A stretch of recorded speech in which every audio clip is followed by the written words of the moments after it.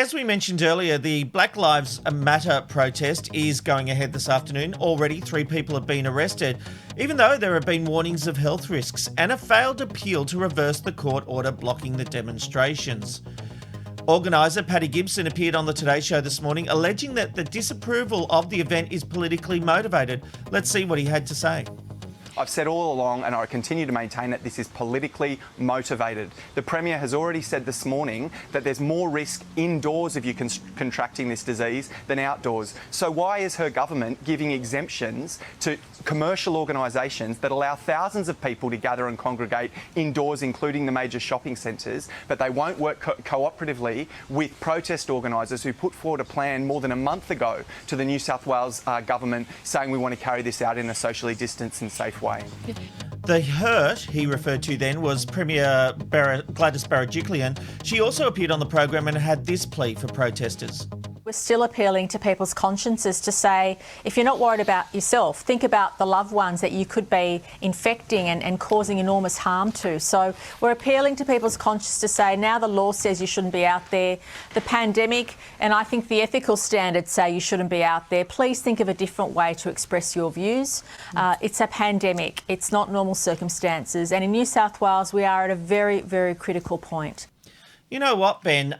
This is interesting because I've been very hardline. Nope, they shouldn't be protesting COVID-19, you know, all that kind of stuff. Paddy, in that interview, he's a well-spoken man, very reasonable actually, made the point, he said, well, you know, if we only had 21 people turning up spread across the domain, and the domain is a very large area, larger than multiple football fields, he said we still wouldn't be allowed to have this protest. So is it about public safety or is it about politics? You know, he also said in that clip, as we saw, that companies are being given exemptions to have people together. What do you think?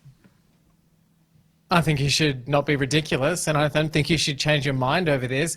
At the end of the day, the Minister for Health said these are the guidelines. The guidelines needed to be adhered to. There is people actually dying from COVID-19, and what they are trying to do is minimise the amount of people who are at risk or who will then contaminate themselves and then pass it on to others. We definitely saw a low amount of people picking up the virus when we saw Black Lives Matter protests across Australia last month, and I think we were very lucky with that. But I certainly don't think or believe into any propaganda that the media is trying to shut down or the government is trying to shut down this particular cause. It's a great cause. It's a cause that needs to be fought, and that fight will need to be had on a platform that is a suitable platform in this climate. 2020, we're in a really dangerous situation and we are trying to minimise COVID-19. I'm living in Victoria. Those statistics are high. They are scaring the shit out of me, and I'm doing everything that the government is asking me to do. And whilst I try and plead for people, please listen to what the government is saying. I'm not in the process of allowing exemptions, and that even means not thinking that protests like this are appropriate right now. Yeah, look, the thing I will say is I do like to listen to reason, and I do evolve my opinion. So that's what I do. That's who I am. But do you believe that this is the government trying to not allow this particular cause? I mean, no, this cause is a good cause. But what I took, the thing I took out of this was that exemptions are being given, and you say very low rates. There were 2 people at the Melbourne protest who didn't get it from the Melbourne protest, and they didn't contaminate anyone else. So no one caught it from the Melbourne luck. protest. That's luck. I think we can clearly say that that's luck, and thankfully that was the reality. And, you know, at the end of the day, while we evolve with information, I think it's important for us to follow what the government officials are saying. They're being very careful about COVID-19. And look, I, for one, am happy to follow the health advice, but I do think that there do seem to be 2 rules. You see, if business were pouring money into government coffers, they would be given an exemption. And that is the fact. And we see it time and time again. This is a protest. Governments traditionally don't like protests because it indicates they're doing something wrong. So I think that we have to... I don't know, Robbo. I don't know what my firm view is on this, but this guy is reasonable. He doesn't go off his head. And is it a conspiracy theory, or is it just that we do need to worry about the health concerns? Well, I think that governments, both state and federal, are now paying for the ineptitude and the inaction from decades of previous governments who haven't done anything about this issue. So I think that in regards to that, it's a very important thing. It's a hard issue to do. But I get really passionate about this. I don't think that it's fair for politicians to get up on TV and say, guys, you can do it another way, do it another way. We've been doing it another way for decades, and nothing has changed. Now, this is bad timing. I'm willing to agree with you on that. It's absolutely bad timing, but deal with it. Absolutely. This makes me angry that they are now using the pandemic as a way of shutting these things down.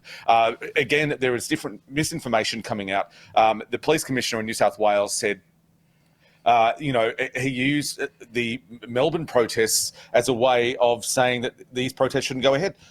Because he was saying that the COVID virus spread through the Melbourne protests, which is simply not rubbish. True. That's right. The chief health officer of Victoria said there's no correlation. But you're getting someone who goes on 2GB and saying things like that. Well, already alarm bells are going off. Sorry, politicians, but it's going to be a tough couple of years for you now because of the inaction and ineptitude of what your previous governments have done. It's bad timing, but you've got to deal with both issues. You've got to multitask. And that's what you're in government for. Ben raises a good point that there is a public health, and this is why I'm very much on the scales here, because there is public health to consider, Robbo. Of course there is public health to consider, but you know what? I kind of go back. I know I'm going pretty left here today, but these are issues that can't just be paused, because you know what? Governments across Australia have paused these issues for years.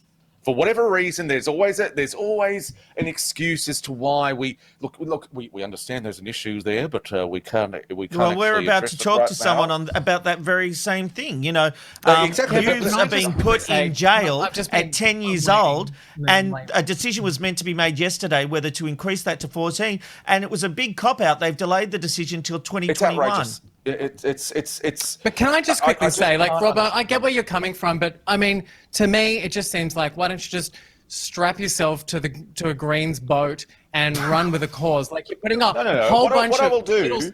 What I will do is putting a whole bunch of Skittles in your mouth and calling them all the one flavour is basically what you're doing. You need to break this apart. Yeah. Okay. Can I just quickly say, do we need to do a recap of what you've just mentioned? I mean, I 100% want to tick some boxes, because, as you were saying, it is fair to say that the government has let us down previous to the fact. These cases and these causes do need to be brought to the forefront, and they do need to have a solution, and we do need to find our conclusions. But we will not be doing that during COVID-19. And I don't know whether or not it's because the sun is shining up there in Queensland, but it ain't shining down here in Victoria. And I just think, if a government can't deal with more than one issue, then they shouldn't be in power. This is the right time for this. It's global. So the pandemic is global. So you're telling me that you think that those people should go out and protest. Is that what you're saying to me?